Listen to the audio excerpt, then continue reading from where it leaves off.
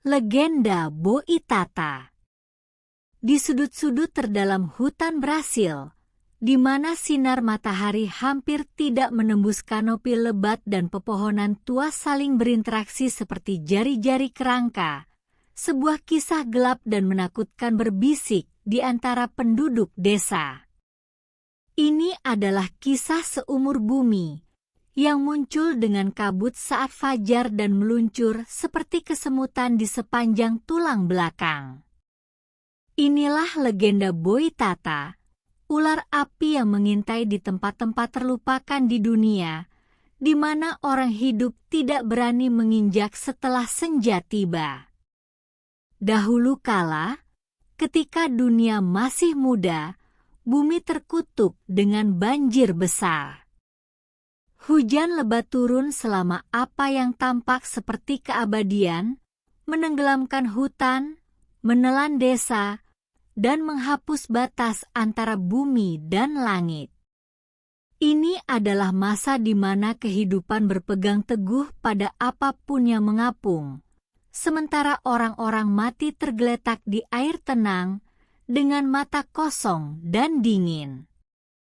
Makhluk-makhluk hutan yang ketakutan dan terpinggirkan, bersembunyi di bawah tanah, wilayah mereka menyusut menjadi genangan putus asa.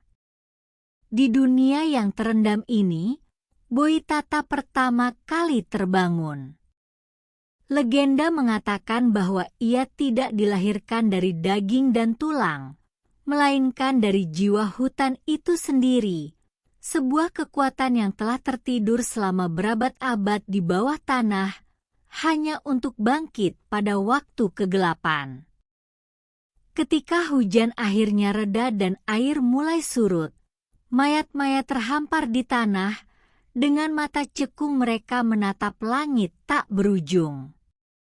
Dan saat itulah Boitata mulai pesta yang tidak kudus.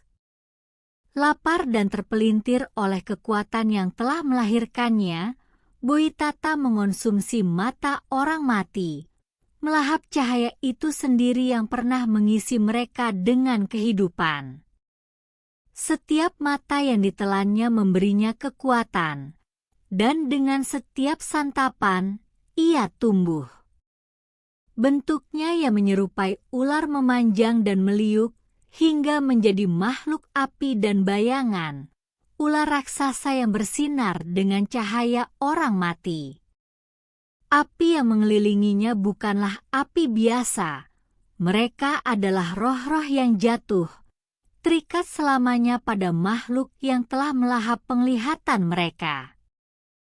Kini, Boitata berkeliaran di malam hari, matanya bersinar seperti bara yang meleleh, tubuhnya berkilau dengan api spektral.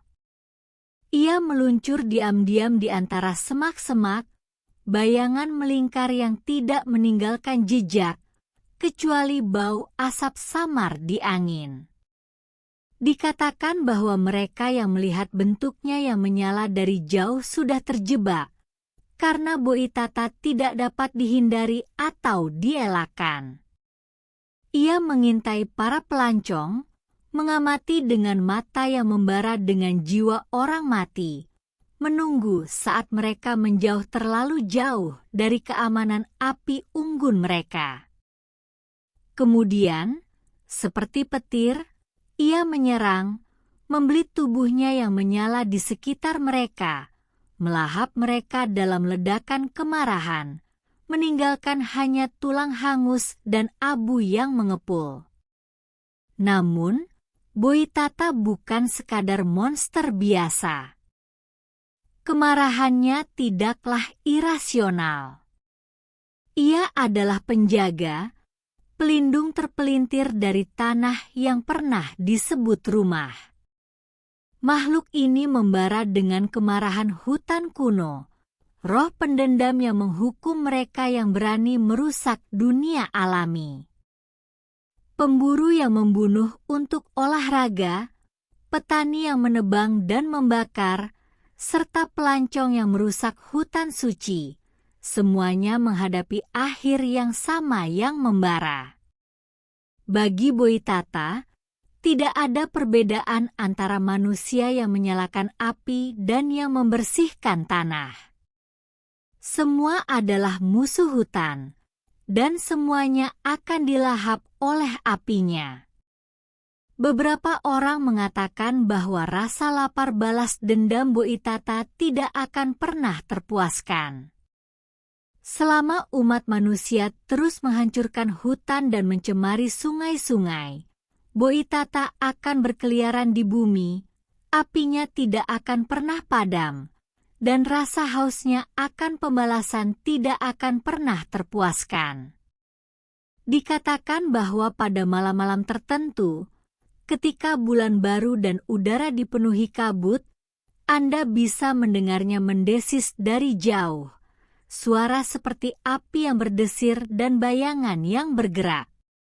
Dan jika Anda cukup malang untuk melihat matanya yang bersinar memandang Anda dari kegelapan, sudah terlambat. Ada yang percaya bahwa Boitata bukan hanya makhluk balas dendam, tetapi juga keseimbangan. Dalam penghancuran apinya, ia menjaga harmoni dunia alami. Ini adalah pengingat tentang apa yang terjadi ketika umat manusia melupakan tempatnya dalam tatanan besar segala sesuatu. Ketika keseimbangan rapuh antara kehidupan dan kematian, pertumbuhan dan kemerosotan terganggu. Karena Boitata bukanlah musuh manusia, melainkan peringatan. Peringatan bahwa bumi hidup dan akan melawan mereka yang berusaha mengeksploitasi. Meski begitu, ketakutan terhadap Boitata mengakar dalam hati mereka yang tinggal di dekat hutan dan rawa-rawa. Orang-orang tua memperingatkan anak-anak mereka untuk tidak pergi terlalu jauh dari rumah setelah senja, untuk tidak menyimpang dari jalan, dan untuk selalu menghormati roh-roh alam. Mereka menceritakan kisah-kisah tentang pria yang menghilang tanpa jejak. Tubuh mereka tidak pernah ditemukan. Teriakan terakhir mereka dibawa oleh angin. Mereka adalah pria-pria yang mengabaikan peringatan, yang mengejek legenda lama dan membayar harga yang tak terhindarkan. Dan begitulah, Boitata bertahan. Nyala abadi yang membara dalam bayang-bayang, ular spektral yang tatapannya yang menyala menembus tirai antara yang hidup dan yang mati. Ia adalah makhluk yang lahir dari kemarahan leluhur bumi, dan selama hutan tetap berdiri, begitu pula Boitata. Karena hutan mengingat, dan melalui Boitata, ia melaksanakan pembalasannya kepada mereka yang melupakannya. Terima kasih telah menonton video ini. Jika Anda menikmati kontennya, jangan lupa untuk memberi like dan subscribe. Tinggalkan komentar di bawah tentang pendapat Anda atau topik yang ingin Anda lihat di video berikutnya. Sampai jumpa di video selanjutnya, dan tetap semangat!